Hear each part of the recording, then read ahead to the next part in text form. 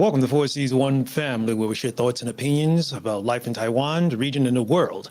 I'm your host, James Thomas, coming to you from Taipei, Taiwan, and I'm so glad to have you traveling along with me on this journey, and welcome to the show. Just a brief jump in here.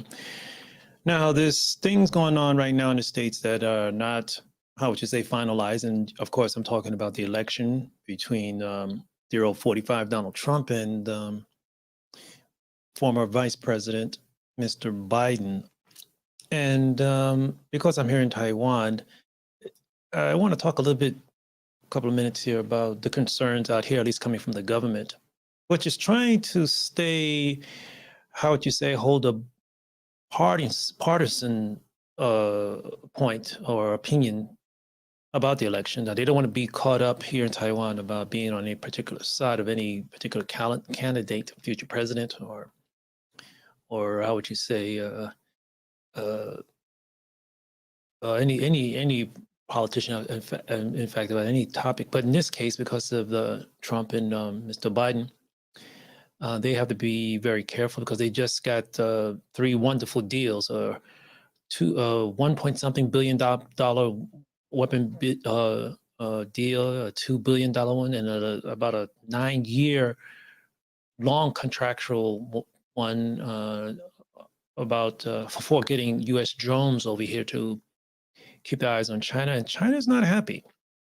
But nevertheless, here from the Taiwan news, Taiwan's government says economic cooperation with U.S. is nonpartisan.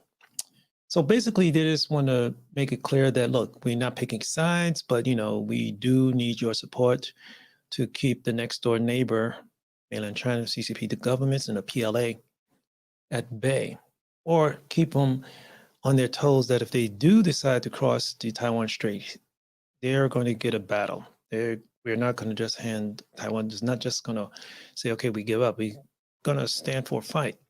And I can understand that.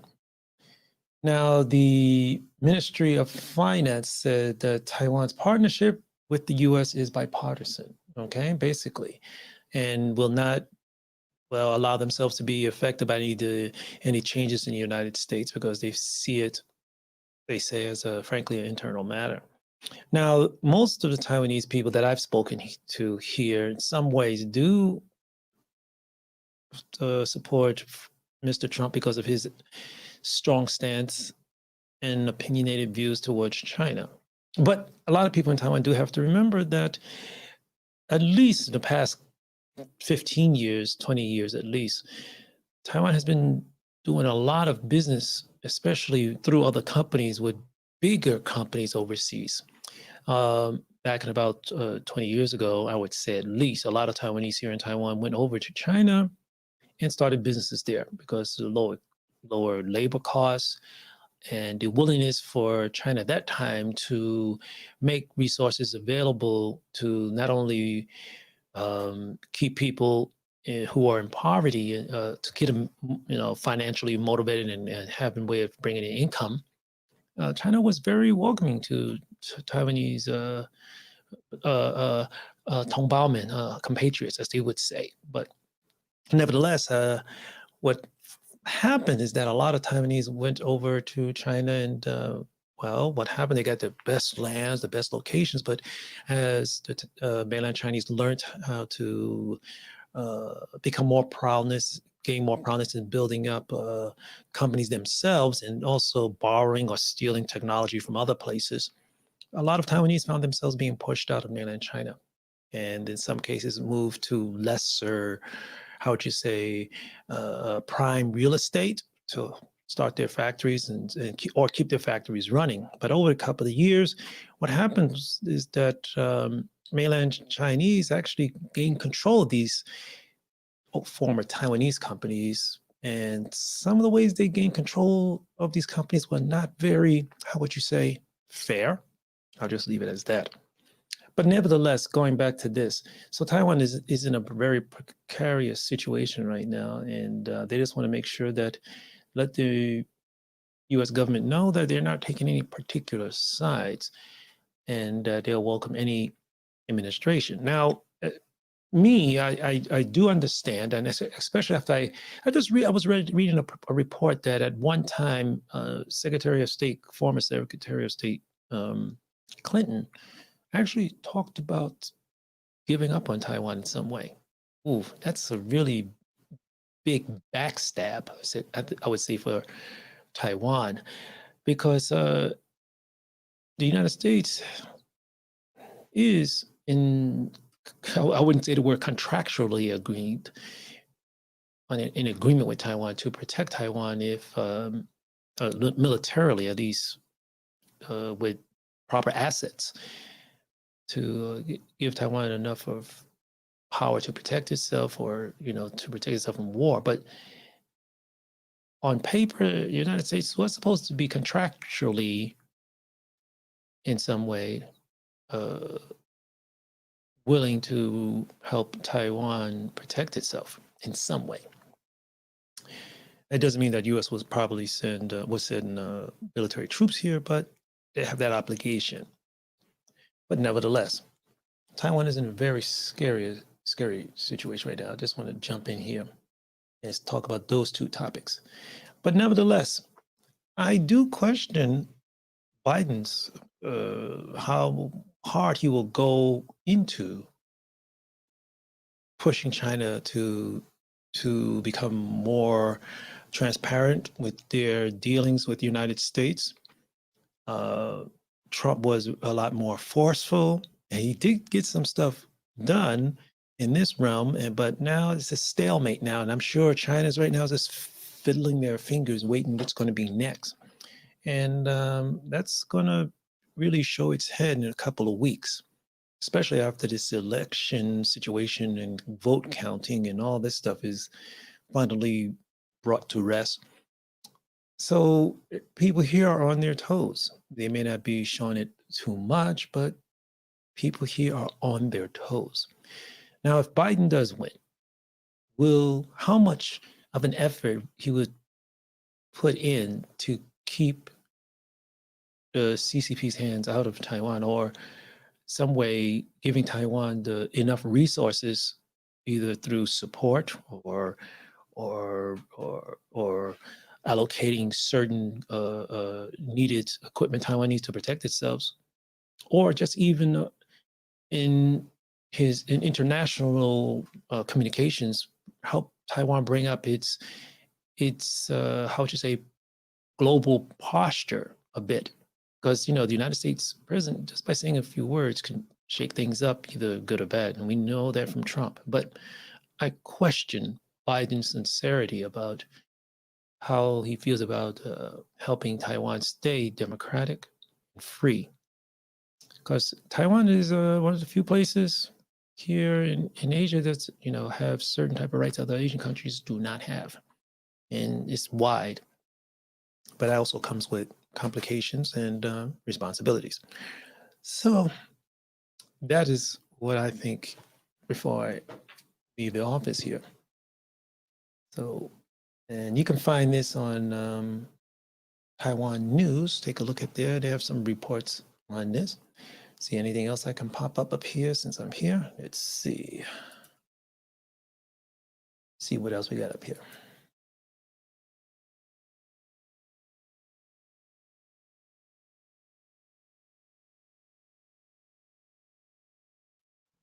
Yeah, there's another article up here that really is interesting. And this one says a Biden presidency raises more questions than answers for Taiwan. Yeah, that's right. And the first paragraph says it all. The end appears to be high for Donald Trump's presidency, despite defining the many polls which predicted a comfortable victory for his Democratic challenger, Joe Biden. It seems that Trump's populist rhetoric and attacks on his sleepy opponent have not convinced enough Americans to secure him a second term. And that first paragraph says a lot. And a Biden presidency raises a lot of concerns for people here in Taiwan. And I'm gonna try to talk to some of my friends here and see, since the end is almost near, at least for one of the candidates, right? How would they feel if they have to live in a situation where Biden is president? Would they feel safer? Would they feel secure, or would they feel that America's commitment to Taiwan still stands? If you have any opinions like that or about it, please leave a comment below, and maybe I'll get back to it as soon as I can. I'm trying to keep moving here and try to broadcast as much as I can to get you a sense of the live take as to what's happening here in Taiwan. I haven't read any Chinese papers in the past 2 days. I've had no time because local media always sounds different from the English version of what's happening, as what people see as happening here, I should say.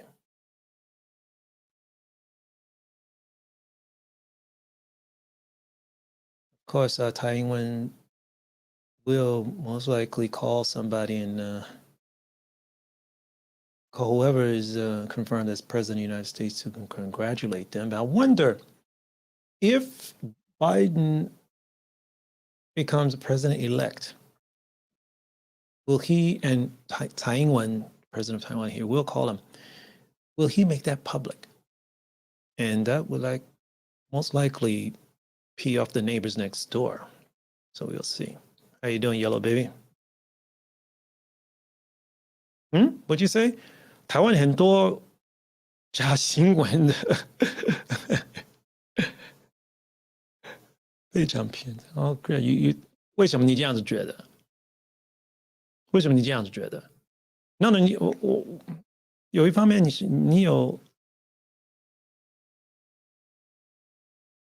有一方面我可以同意啊。为什么？Let's see if I can put that up here.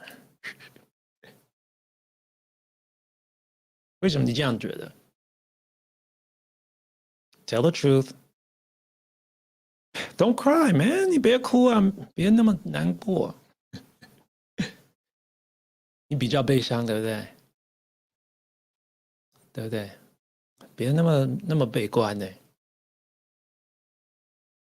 Don't be so pessimistic, dude.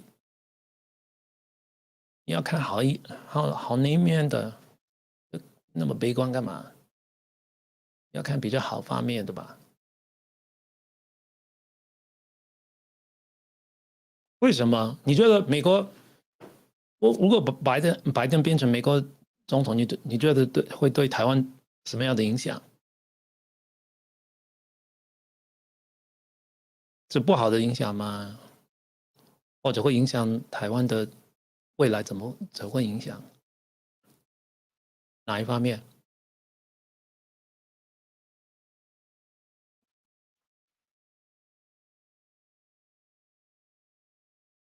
？I didn't expect that. Just wanted to throw something in here. Leave it as a 5-minute jabber. I've been here for almost 15 minutes.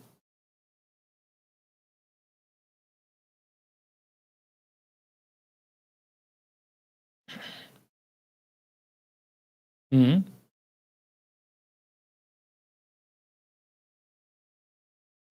对，没有太大的差别，真的不会那么大的差别。但是要看比较比较深的方面的，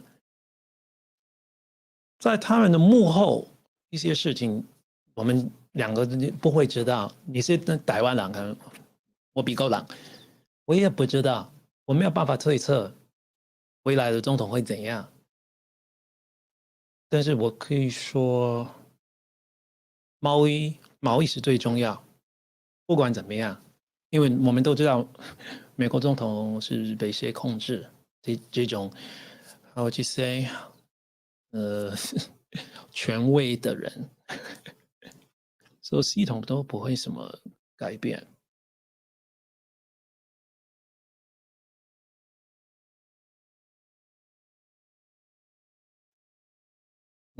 Oh, really？ 为什么你这样认为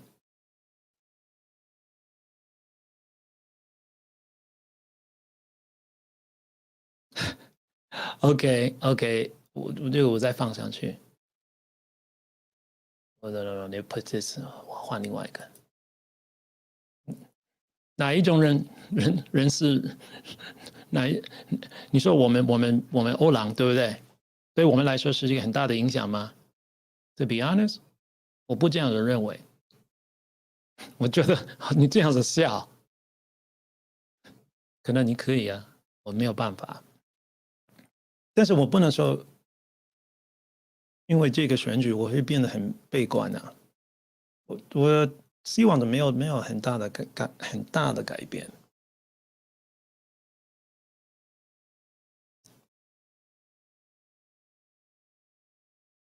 所以你怎么看川普？你觉得你希望他可以继续吗？嗯，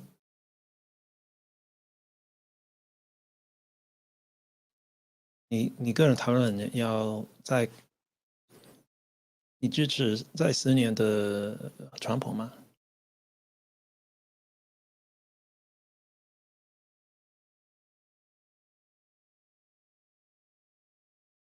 嗯，back up there。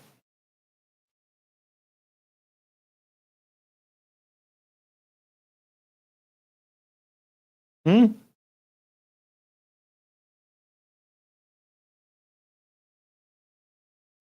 嗯，你讲的有道理。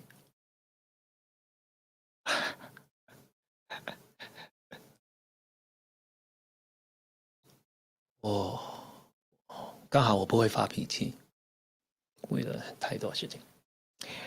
OK，我得走了。I gotta get out of here, guys. I gotta go and get something to eat. It's been a long day. Yellow baby, thank you for jumping in there, regardless. And I think next time I'm going to 预告我的这种现场转播。Well, look, guys, look. Let me get out of here. Play this recording back later. Talk to everybody later. Thanks for jumping in here, and wish everybody a good day. 晚安，ciao ciao。